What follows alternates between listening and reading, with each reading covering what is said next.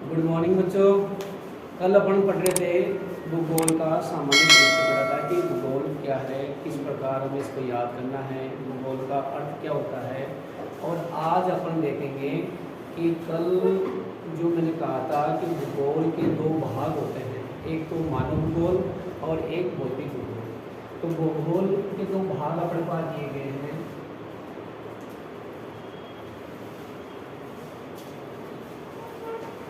भूगोल के जो भाग अपने पास दिए गए, एक तो दिया मानव भूगोल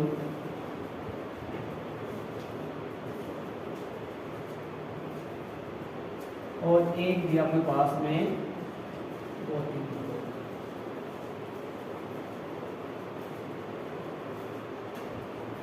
ये दो भाग हमने बताए थे, मानव भूगोल और भौतिक भूगोल। आज अपन देखेंगे कि मानव भूगोल किसे कहते हैं और मानव भूगोल की परिभाषा देने वाले कौन कौन से राइटर हैं, उन्होंने किस प्रकार मानव भूगोल की परिभाषा दी है। मानव भूगोल की परिभाषा किस प्रकार दी है, उन सभी राइटर्स की परिभाषाओं को देखेंगे, उनमें क्या समानता है, क्या विभिन्नताएं पाई जाती है और हम उनको किस प्रकार से याद कर सकते हैं। क्योंकि एग्जाम में किसी भी राइटर की परिभाषा पूछी जा सकती है, किसी भी राइटर में जो समानताएं पूछी जा सकती है, उनमें आलोचनाएं पूछी जा सकती है, किसी प्रकार से उनको प्रश्न पूछा जा सकता है। उसके अकॉर्डिंग हमें हर प्रकार से उनके जवाब आने चाहिए। तो देखते हैं, पहले तो अब ये पता लगाना है कि ये जो भाग हमने किए हैं, भूगोल के जो भाग किए हैं वो किस व्यक्ति ने किए। तो मानव भूगोल का जनक कौन है, पहले देखेंगे कि मानव भूगोल का जनक कौन है। तो मानव भूगोल का जनक देखते हैं कि मानव भूगोल को बनाने वाला व्यक्ति कौन है। तो उसका नाम है फ्रेडरिक वेटजेल। फ्रेडरिक वेटजेल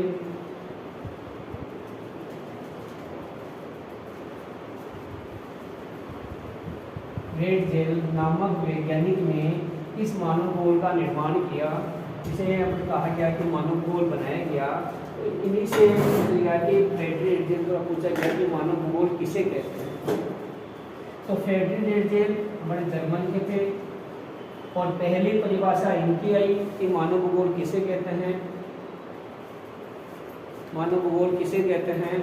तो ये परिभाषा बिल्कुल स्पष्ट की गई कि परिभाषा क्या है, वो तो ध्यान से देखना अपने को। जर्मन उपवेता ये कहते हैं कि धरातल और मानव समाज के बीच,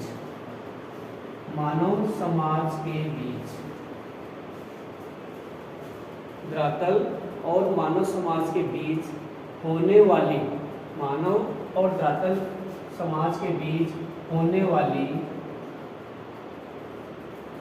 वाली अंतर संबंध क्रिया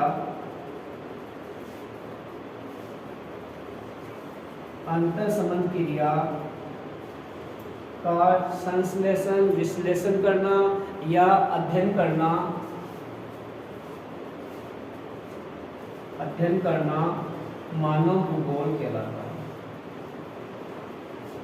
तो पहली परिभाषा हमारे पास आ गई, मानव भूगोल किसे कहते हैं। तो जन्म इसका जो जनक है, जो मानव भूगोल बनाने वाला है, उसका नाम है फ्रेडरिक वेटजेल।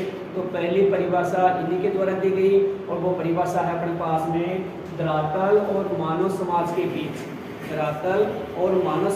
बीच होने वाली अंतर संबंध क्रिया का अध्ययन करना या संश्लेषण करना या विश्लेषण करना मानव भूगोल कहलाता है।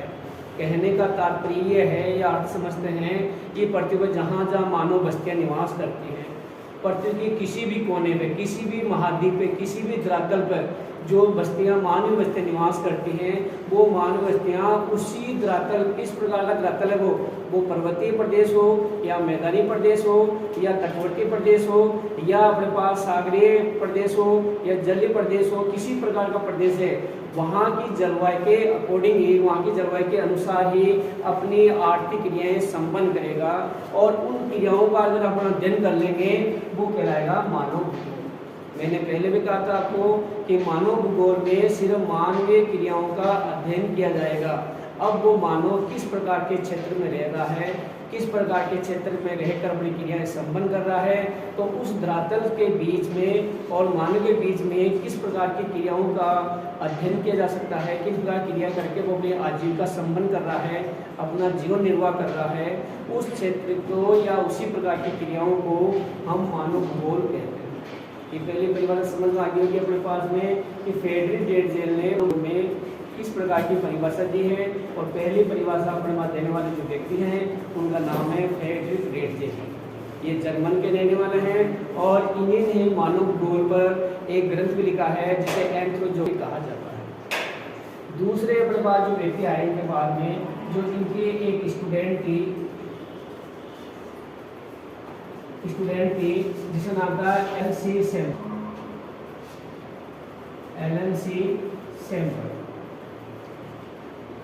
सैंपल रहने वाली थी अमेरिका। स्टूडेंट थी इनकी, फ्रेडरिक की स्टूडेंट थी और ये नाम था एलन सी सैंपल और ये अमेरिका की रहने वाली थी। दूसरी परिभाषा देने वाली व्यक्ति ये थी कि मानव भूगोल किसे कहते हैं। इनके अनुसार मानव भूगोल की परिभाषा में कहा गया कि पृथ्वी अस्थिर है। पृथ्वी क्या है? अस्थिर और चंचल। पृथ्वी क्या है? अस्थिर है और चल है।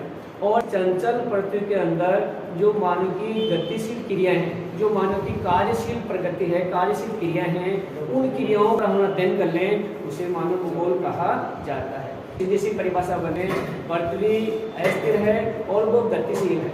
अस्थिर, गतिशील और चंचल है, उसमें क्रियाशील मानव के कार्यों का अध्ययन किया जा सकता है और उन क्रियाओं का अगर अध्ययन कर लेते हैं तो वो मानव भूगोल कहलाता है। ऐसा कहने वाले कौन थे?